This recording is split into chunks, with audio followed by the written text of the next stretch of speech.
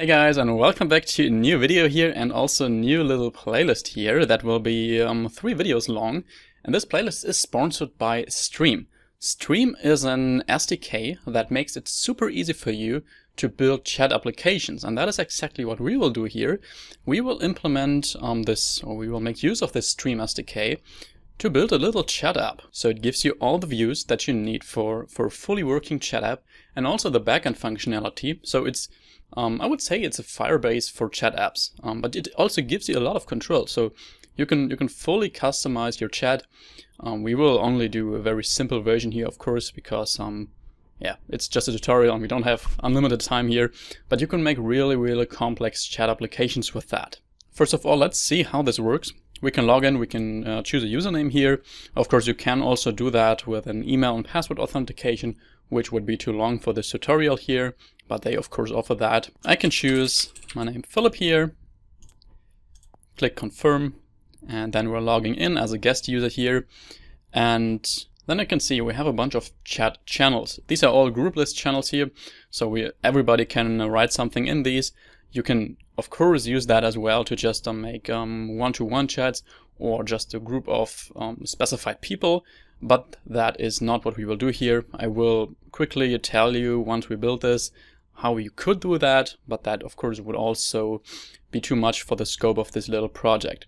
You can see there are a bunch of channels here. We can also create our own channels. And if we go inside of a channel here, in best channel ever for example, there are no messages yet, but we can send something in there. Hello guys, send this. And you can see there is our message and everybody in this channel will be able to see that. Then we can also have attachments here.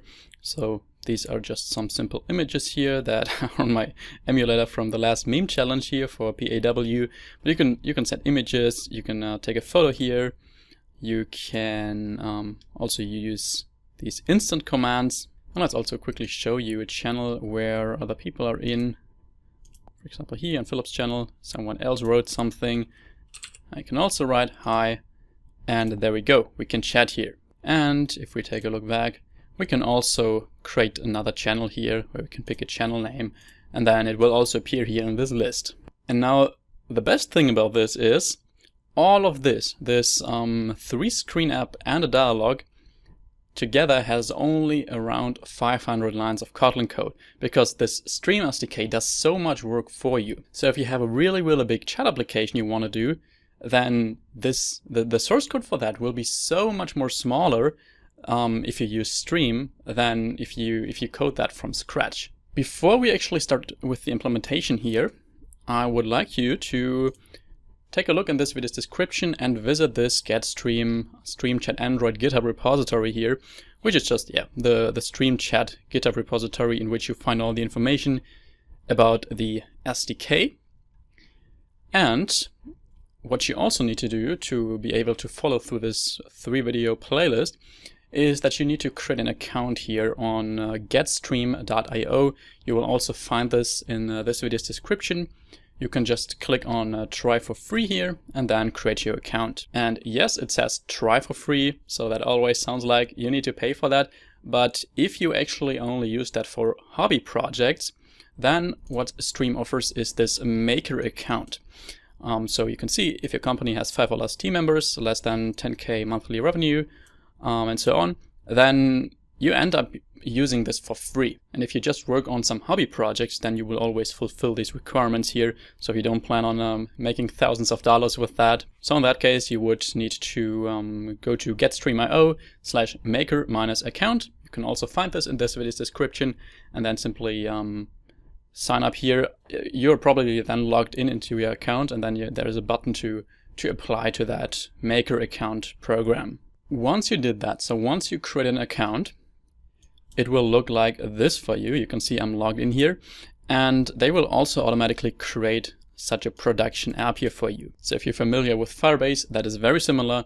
If you have a chat app, then you need to create such an app here in your Stream dashboard here when you're logged in. And this will just give you your API key, which is safe to show here. So you can share that. That is just for your app. And you will also have a secret here, which is, well, secret. I won't show you this here. That is for server-side authentication, for example. But all you need to do to get started with this project is you need to log in here, copy this API key, then open Android Studio, get the initial project for this from my GitHub repository. So I already created the layouts here, which I will quickly go through in a moment. I created some strings in our XML file and a little bit of theming, and just, yeah, the very, very basic setup here with view binding in our main activity. And I have created this binding fragment, which I won't code from scratch here. So it's basically just a base class for fragments that directly give us the view binding instance for that fragment and take care of destroying that instance of the view binding and also inflating it. Check this video's description. There you will find my GitHub repository with the initial setup. You just either download the zip file there or just clone it. And then you go to strings.xml, and here is that API key. You want to replace that with your own API key that you get from your Stream dashboard. And then you are already good to go and start with this project. Let's quickly go through it. What we have here, we have a main activity that is just a frame layout with our fragment container view, which is just the nav host fragment that will be in here. We will use navigation component. You can see I commented out the nav graph here, which we will create in this playlist. This is not so exciting here. What is more exciting is, for example, the login fragment, because in that we actually see something. You already saw that here in the preview. Just very simple username and a confirm button with a progress bar during login. Then if we click on confirm, we will be navigated to the fragment channel, which is the fragment that displays all of our channels, so all of our group chats in the end. You don't see anything here. Let's click on split. You can see here are the stream specific views. On the one hand, the channel list header view, which is this header here. By the way, if we click on this user bubble here, then we will be logged out. Just for simplicity, I did that to show you how you can also do that. It will show you some information here in this on this title when something happens, and there's also a little pen icon to be able to create another channel. And the channel list view is, well, a view that displays a list of channels. So this list here. Then we will have the dialog channel name here. That is just, well, a fragment, a dialog fragment with just, you can see the channel name here as an added text. Nothing special. And the only thing that's missing is our fragment chat XML, which you probably guessed it, contains our messages for a specific channel. So here again, we have a header view. If you click on that, that is this header view with a back arrow and our username, the channel name. We have a message list view, which, well, is just the list of messages. And the message input view is this down here, where we can actually write a new message. If you want to style this, then you have a bunch of options here. You just write app:, and then you have, don't know where, down here probably, yeah, here, these Stream UI properties. With that, you can customize your chat a lot. There's also the option to do that in your themes XML file to do it consistently for your whole app. And if you want to customize that even more, then what I think you can do is you can just create custom views for that inherit from the stream views. And just very quick to go through the dependencies here that we will use in this project. Here, of course, the stream dependency, it will use coil for image loading, so that is what stream needs. We have coroutines, coroutine lifecycle scopes, nothing new if you know my project playlists, just for asynchronous calls basically. Dagger Hilt, we will use Dagger here for dependency injection. And finally, navigation component. I guess you know why, for navigation, of course. So that is it. Let's jump right into it, and we will start implementing the login functionality in this video. So the first thing I want to do here is I want to set up Dagger Hilt, because being able to inject dependencies is always the foundation of every project you build.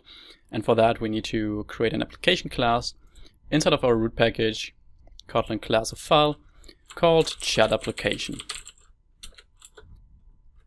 Yes, let me add that to Git. that will inherit from application. And to be able to tell Hilt, hey, this is our application class, we simply annotate this with @Hilt Android app. And now what we also want to do in this application class is we want to initialize our Stream SDK. So we basically want to say, hey Stream, now you're ready to be used. I want to do this here in the onCreate function. And for that we will use chat domain. Make sure to import this from live data, not from offline. Chat domain here, .builder. And this will take a client in form of a chat client and the application context. We don't have the client yet. I will show you how we can get that in a moment. Let's just pass client here and application context for our app context. And then we call build. That is how we initialize this Stream SDK. Before we get this client instance here, we want to go to our manifest and actually register our application class there. So we just say name, chat application, so we don't get a crash here. And now this client is something we will use over and over again in this project. It's basically the thing for Stream that makes all the network requests to the Stream servers. So the Stream servers actually know what kind of data they should retrieve to us. Because we need this over and over again, I will provide this in our application module as a singleton. So we create a Dagger module here to be able to inject this client instance into all of our view models and also inside of our application class. So let's go here to our root package, create another package called DI, dependency injection, and create a class in that, rather an object, called app module.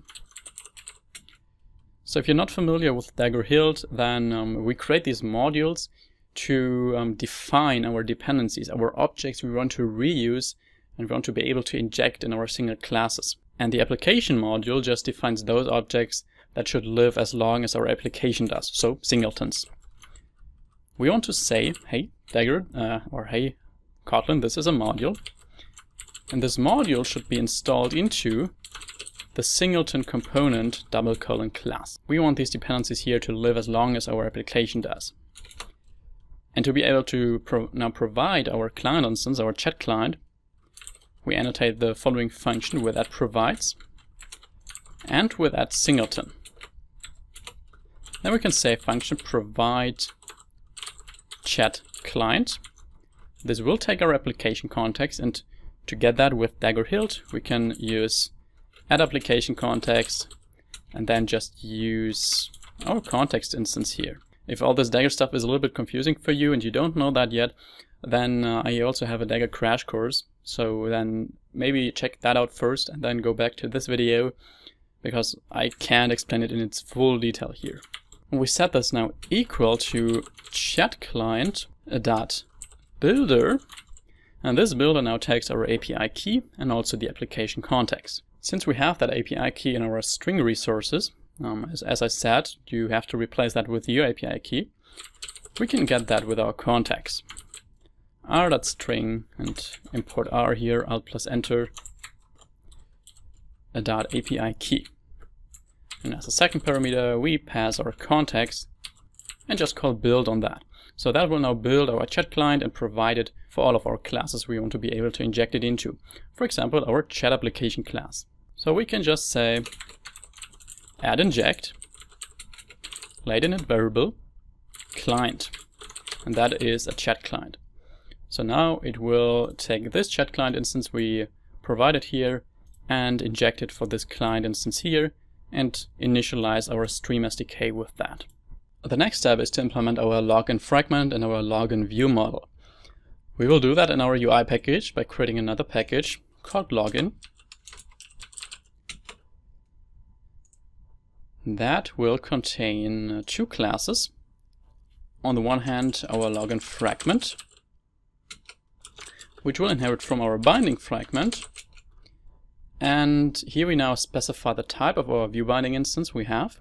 So that will be fragment login binding. And the cool thing now is, you can see we need to override something here. It gives us an error. We can override our how is it called? Binding inflator. And here in this getter of that, we simply need to return the inflate function of our fragment login binding. And that is really everything we need to do. And then our binding fragment parent class will take care of this binding being destroyed on destroy view. So it's really as easy as doing fragment login binding :inflate. And now we can override on view created, for example, and in here we can use our normal binding and access our views from our fragment. Apart from that, I also want to annotate this class with Android entry point. We always need this if we want to be able to inject dependencies into Android components using Hilt. A fragment is an Android component, so we need to do that here. And we also need to do that for the parent class. So not for the parent class, for the parent activity, which is our main activity, in which we already have the binding. Here we don't need that parent class because for activities, these we don't need to destroy the bindings or set these to null in onDestroy. But we also need to annotate this with Android entry point. And that is it for now for our login fragment. We will first take care of the ViewModel actually. So let's create that in our login package. Login ViewModel. And let that inherit from ViewModel. Here we say Hilt ViewModel. So we want to be able to provide, or rather inject this ViewModel using Hilt. Then we need to tell Hilt, hey, this is a ViewModel. And then we will have an inject constructor. So we want to be able to inject dependencies in this constructor. And this only works because of this annotation here.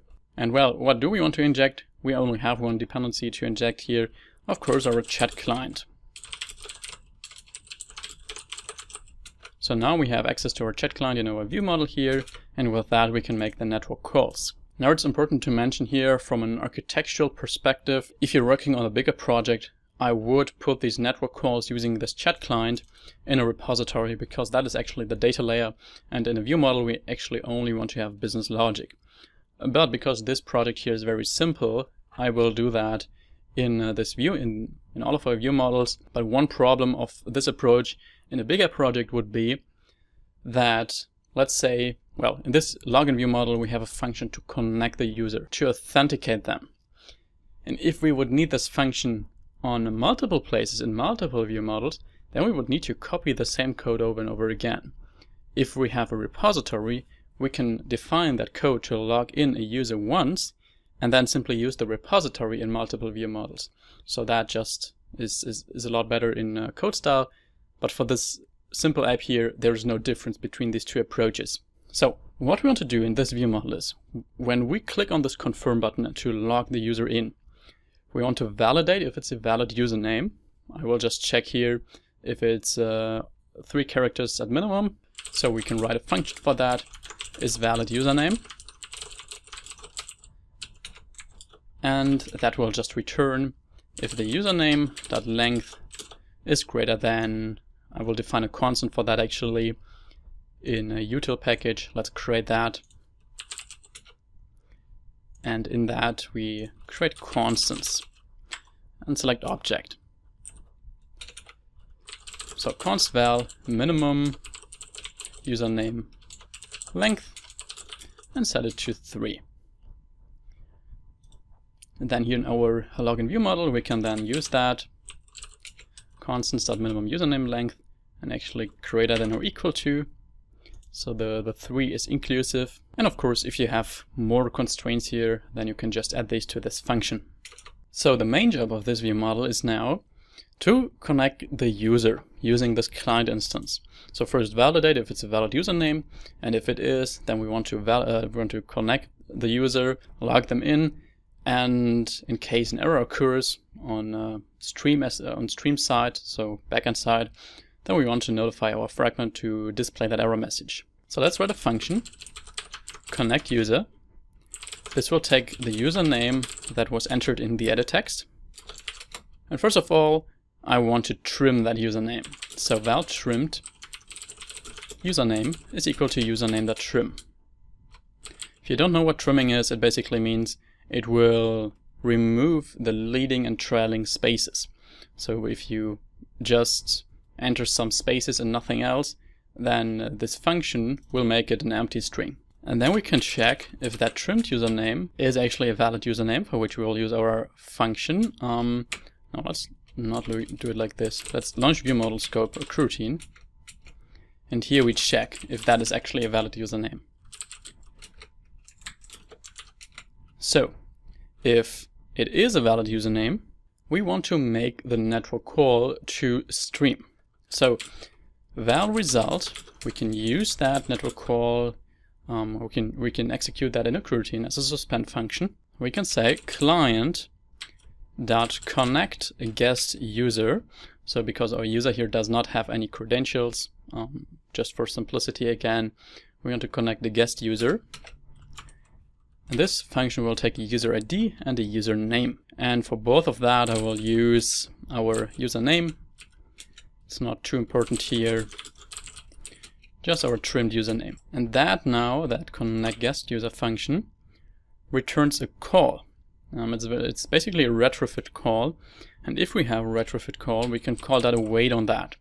So that basically executes that network call inside of this coroutine and gives us the result and saves it here in this result variable and import await here. Then we can check if everything went well, or rather if something went wrong. So if result, if that is actually an error, then we now want to send the error message to our fragment, our login fragment, to display it as a toast or so. So how can we send these events from the ViewModel to the fragment? For that I will use a SharedFlow. You might know StateFlow, which is basically the flow version of live data, which contains UI state. And once you rotate the device and a configuration change happens, then the StateFlow will re-emit whatever is in its value. But for a SharedFlow, that is used to emit events. So events mean these happen only once. And that means when we rotate the device, these events won't fire off again. So let's see how that works. I want to go down here, define a Hilt class called a login event. And this Hilt class will give us different types of events we can distinguish between that we can send to our fragment. On the one hand, that will be an object called error input too short that will inherit from this class, that we will send to our fragment if this condition is actually false. So if the username length is less than 3.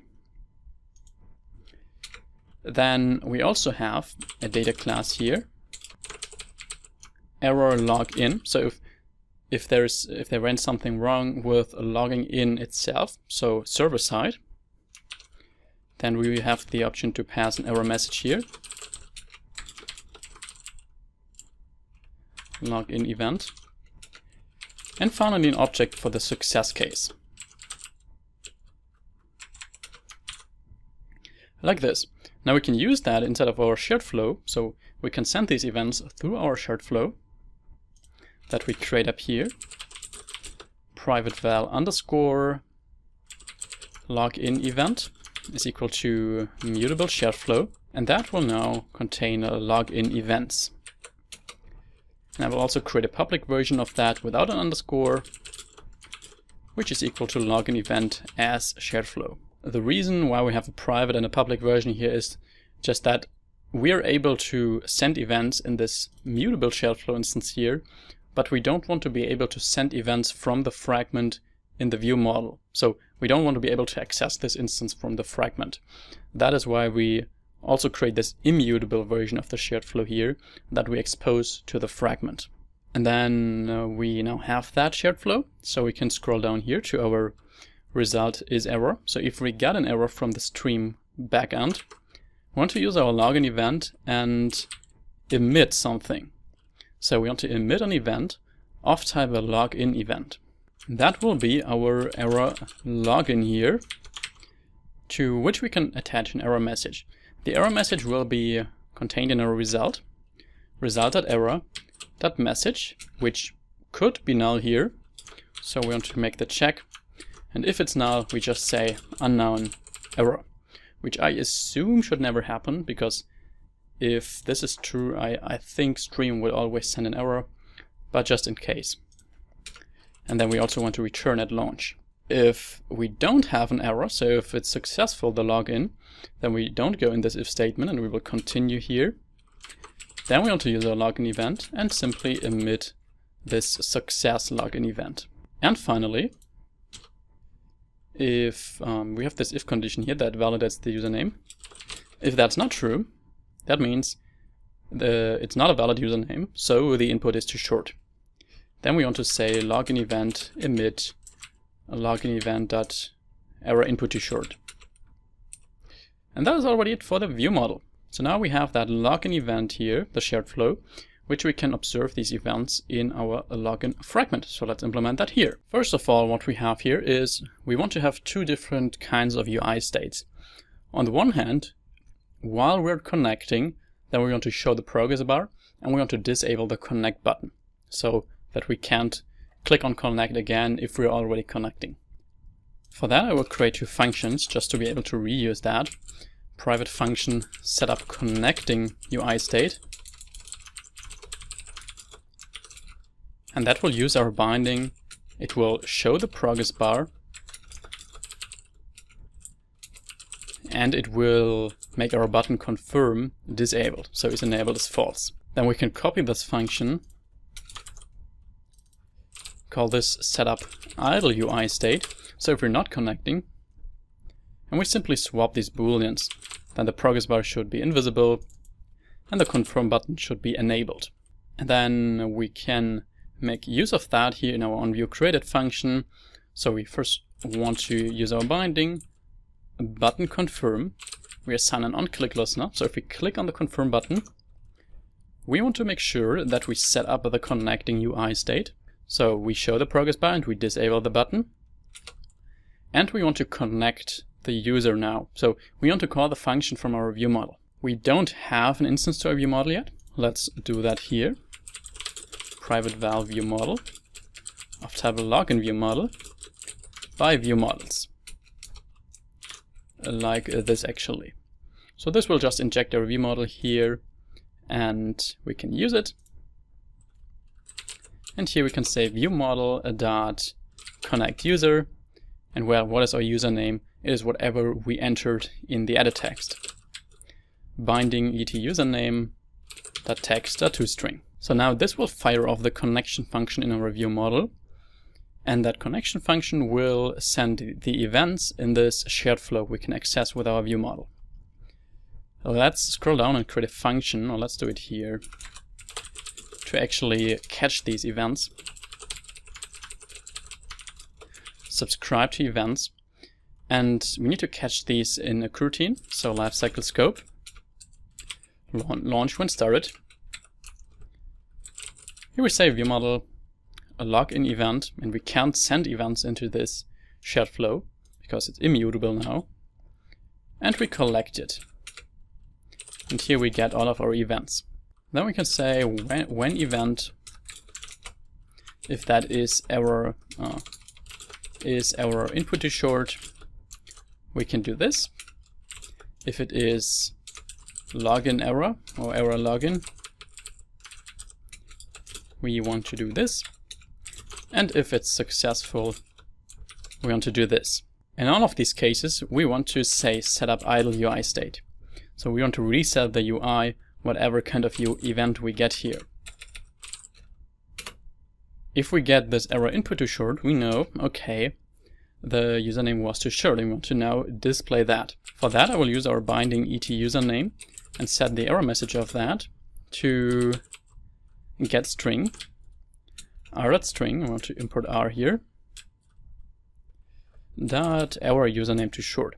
And that is actually, that contains a placeholder, which we want to fill with constants.minimum username length.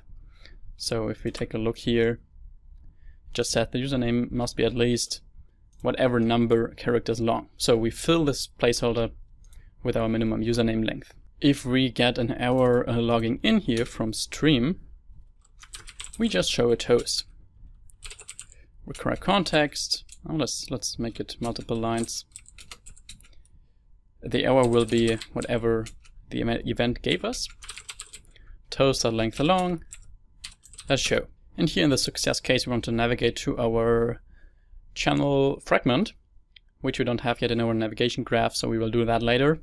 Let's just for now display a toast. We can copy this and replace the message with successful login. Then scroll up, call that function here, subscribe to events. And what we also want to do is we want to use our binding, our ET username, and add a text change listener. Because whenever the text changes, we want to reset the error message that we potentially set here to nothing. So we show the error, but once the user enters something else, we hide the error. So just set it to null. So that is actually it for now. We need to show this login fragment in our navigation graph that we don't have yet. Let's just quickly create that just for the login fragment. In our resource package, new Android resource file, navigation here for the resource type, call it main nav graph. And in here we can click on this little plus to add a destination and add our login fragment. So this will just be the start destination, and we will add the others then in the next videos. Okay. Then going to activity main XML, we want to uncomment this line, so it uses our nav graph, and that is actually it. Let's now try to run this app. There we go, here's our login screen, and let's say we enter something invalid, click confirm, then we can see we get an error, the username must be at least 3 characters long. If we enter something valid, click confirm, we see the progress bar and we get the successful login. So that seems to work. What actually happens if we turn on airplane mode? Because then we shouldn't be able to log in. I think we need to relaunch the app because I think before we can log in again, we need to log out, which we don't have yet. So let's take a look. Does stream? Yes, you can see now we get the error from stream that the response failed because, yeah, obviously we don't have internet. So everything seems to work just fine. In the next video we will then implement the channel list and just the rest of our navigation graph as well. So I hope you enjoyed this video. If you liked it, let me know below, and also don't forget to check out the links I pasted in this video's description regarding the Stream SDK. I wish you an excellent day, and I hope I see you in the next part of this playlist again. Bye bye.